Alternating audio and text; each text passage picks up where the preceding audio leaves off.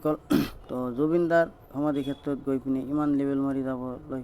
সাহস ক'ত পাইছে ল'ৰাটোৱে চাইছেনে জুবিনদাৰ নিচিনা সকলো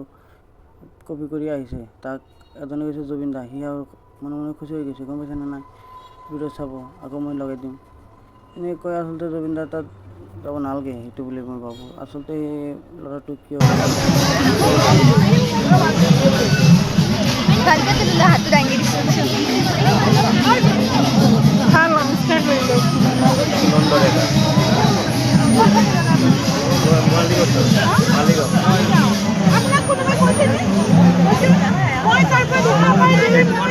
কোনো